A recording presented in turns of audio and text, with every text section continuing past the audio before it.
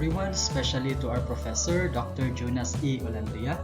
I am Junil Inusa and I'm here today to talk to you about directing and controlling under Unit 5, Planning, Organizing, and Controlling in Educational Management. This report looks into the factors that somehow influence in the development of an ideal school atmosphere for a continuous teaching and learning engagement, and also figures out measures to keep one in an organization sound and well. So, shall we get this started?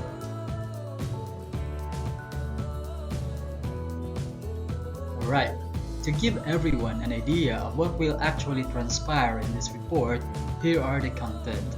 First, what is directing? Aspects of directing, importance of directing, types of directing, what is controlling, features and importance of controlling, essentials of an effective and efficient control system, the methods of controlling, and the last is the consequences of control.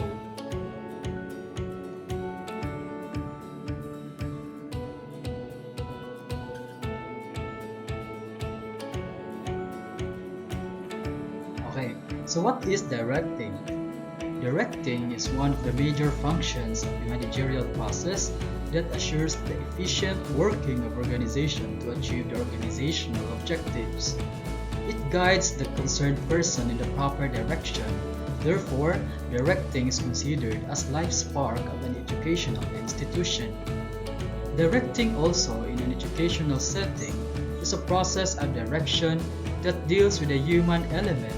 Therefore, it is very delicate and sensitive function that an educational manager must take care of. Directing is an important component of management. It is a process of running all the related activities in order to achieve the desired objectives of an organization or an institution. According to Kant's 2018, good direction means getting best possible work done by utilizing all available human and infrastructural resources. It is the art of influencing people to strive willingly and enthusiastically towards the achievement of group goals. Directing also affects the decision, gives the signal to act, and indicates when and what action is to be taken.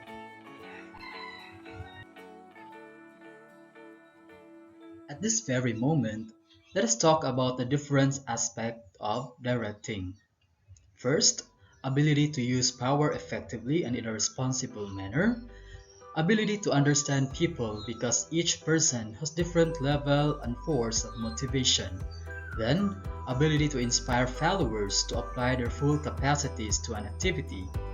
Ability to develop a responsive climate, and the last one, ability to develop effective communication structures. So all these are important abilities that should be possessed of an effective director, a manager, a supervisor of any organization or an institution as well.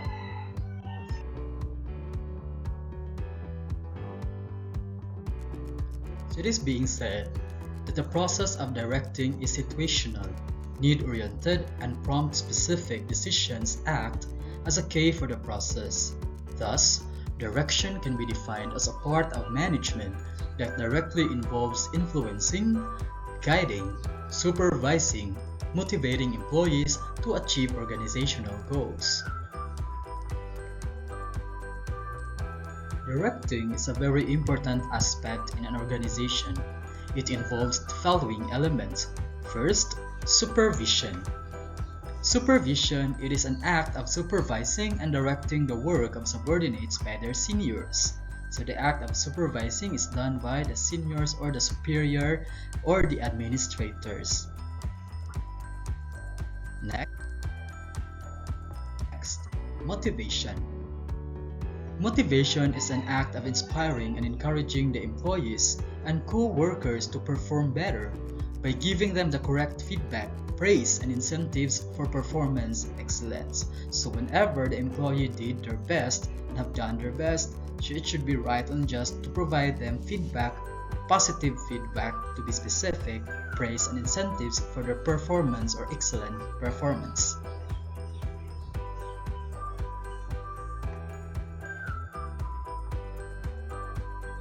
Next important element of directing is leadership. So leadership, by definition, is a method by which managers guide and influence the performance of co-workers in the right direction. So in this element or in this procedure, the leaders or the managers will take the lead, and expectedly, their subordinates will follow them.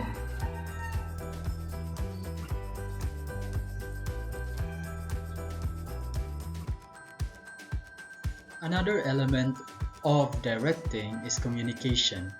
Communication is a method of sharing information, experiences, and opinions between co-workers, leading to an increase in knowledge and understanding. In an organization, communication plays a significant role. It serves as a vibrant channel of exchanging ideas that will help in the improvement and achievement of corporate or organizational goals and objectives.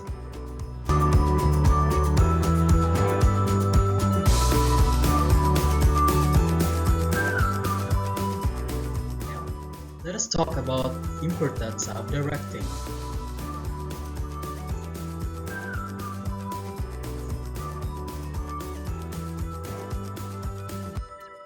Directing is a very important function of managerial process and helps the following ways. First, initiating action by directing and guiding workers and co-workers towards organizational goals. Second, ensuring maximum results from individuals by utilizing the talent and capabilities of employees to the fullest.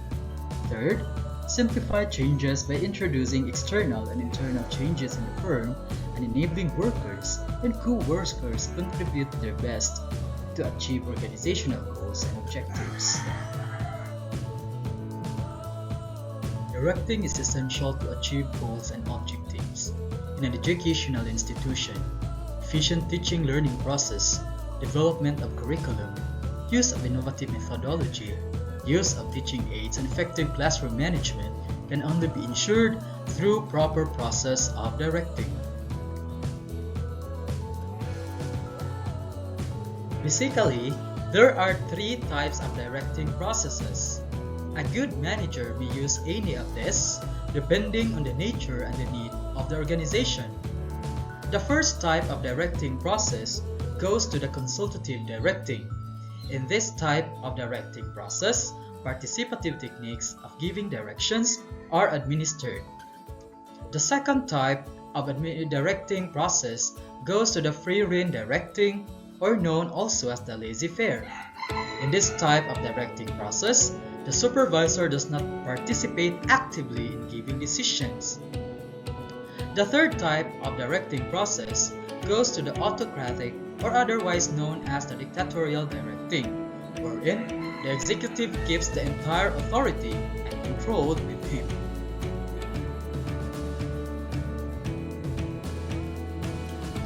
According to William W. Coburn, a professor of science education at Eastern Michigan University, directing in educational management involves creating a supportive and structured learning environment that promotes the development of effective teaching practices, encourages teacher collaboration, and facilitates student learning. This includes establishing clear goals and expectations, providing guidance and feedback to teachers, coordinating instructional resources and activities, and managing student behavior and classroom dynamics. This definition was published in the 2000 in Coburn's book entitled Teaching Science as Inquiry in the Secondary School, and is still relevant today as a description of the essential role of directing in the educational management context.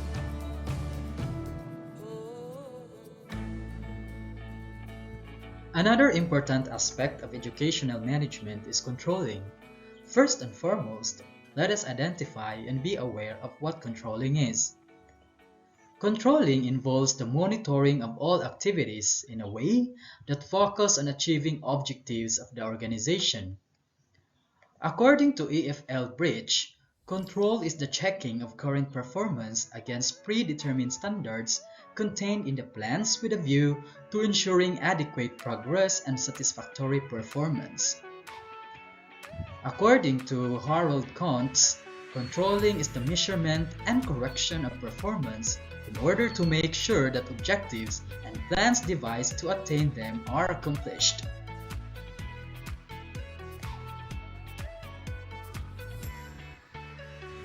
And now, let us talk about the purpose of controlling in management. Control management is a process that it helps your business or organization to check errors and put the right correction in place and keeps your project management on track. With control management in place, your organization increases its chances of achieving its objective goals and aims. And now, let us all together point out the features or characteristics of controlling. The first feature of controlling, it is managerial function. Then, it is forward-looking. Controlling also is a continuous activity. Control is related to planning, and control essence of control is action.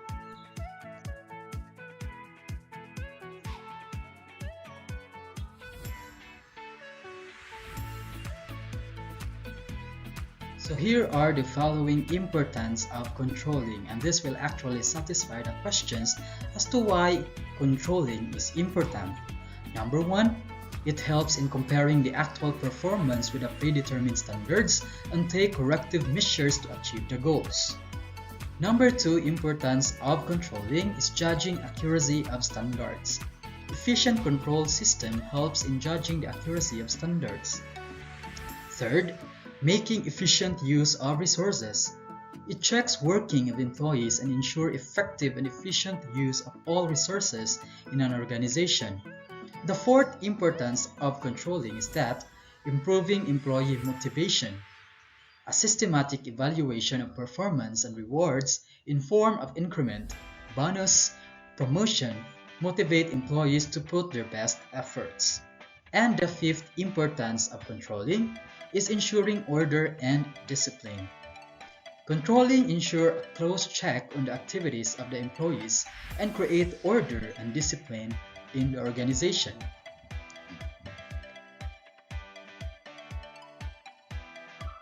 So when and how can we say that a control system implemented is an effective and efficient one? Here are the guidelines.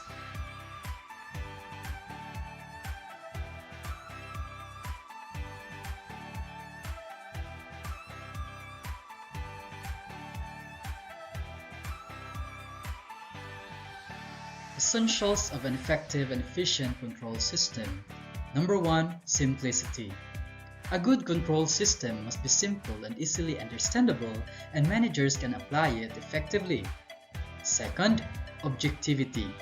Standards of performance should be objective and specific, quantified, and verifiable. Third, promptness. It should provide information soon enough so that the managers can detect and report and take necessary action in the proper time. Then the fourth one, economy. Control system followed in the organization must justify the expenses involved.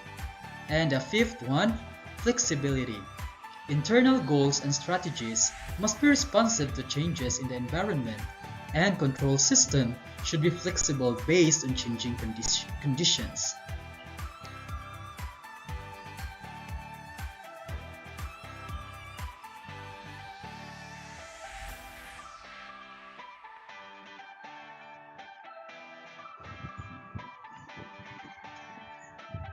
Here are some guidelines and essentials of an effective and efficient control system.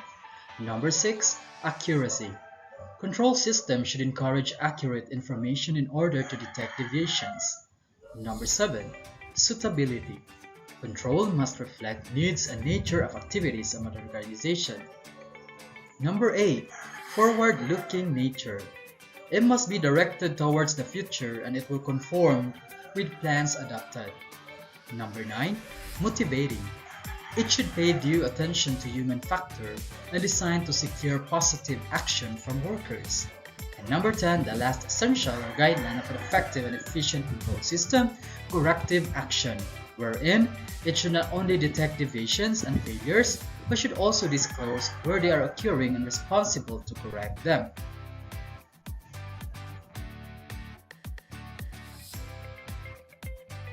At this pause, let us talk about the steps in the control process.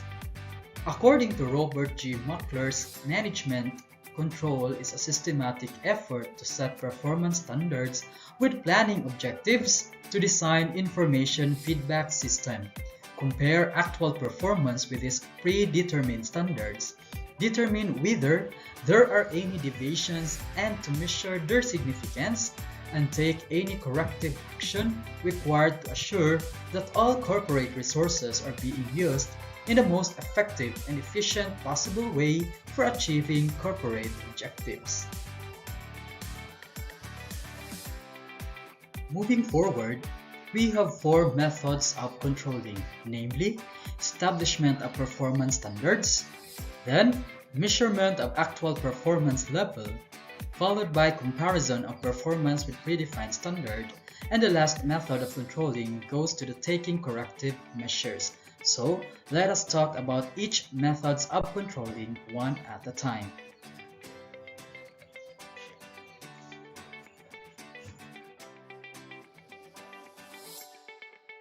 First is establishment of performance standards to be maintained. Performance standards are the norms of expected performance level that determines the achievement of educational objectives. These norms are used for basis for evaluating performance or performances.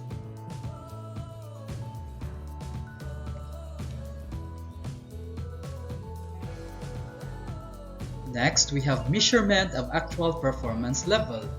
So the control over performance can only be effective when systematic flow of information is ensured, and this necessitates timely availability of accurate reports.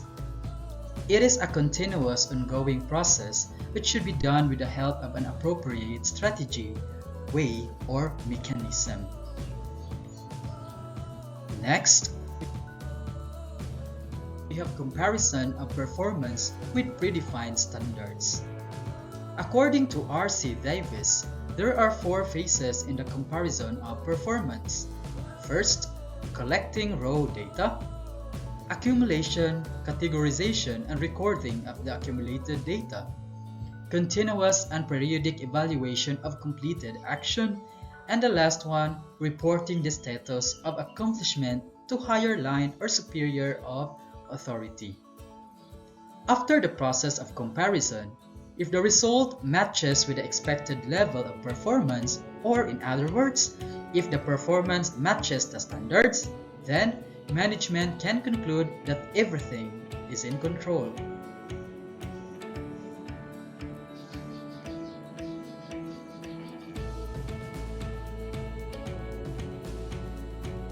The last one, taking corrective measures.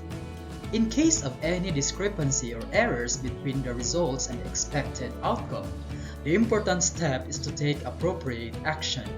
The procedures used may be modified, altered, changed, rethought, and devised as per the requirement. So if the plan doesn't work out well unexpectedly, there must be another devised plan. In this way, the expected outcome will be realized.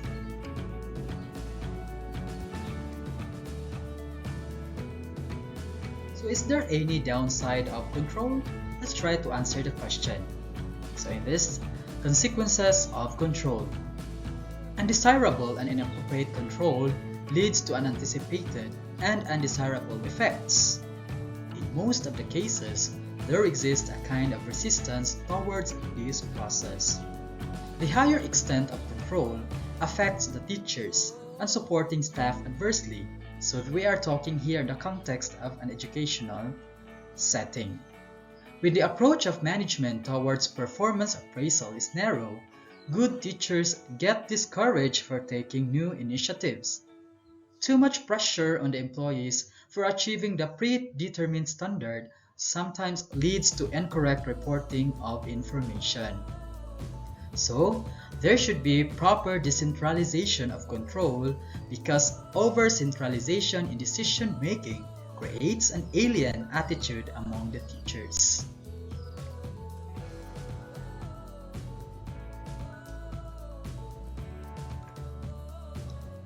To wrap up everything, effective educational management requires a balance of directing and controlling, with the manager setting goals, providing guidance, and facilitating learning while also monitoring progress, providing feedback, and adjusting plans as needed. The role of the educational managers is crucial in determining the success of educational institutions, requiring strong vision, communication, organization, and decision-making skills. Adaptability, collaboration, and a commitment to continuous improvement are also essential, with the manager working closely with teachers, staff, parents, and other stakeholders to create a supportive and effective learning environment. By drawing on these key insights, educational manager can help create schools and programs that foster the growth and development of students and teachers alike. Finally, effective educational management requires a commitment to continuous improvement. Educational managers must be lifelong learners themselves, constantly seeking to improve their skills and knowledge in order to better serve the needs of their students and teachers. This requires a willingness to learn, reflect, and adapt over time.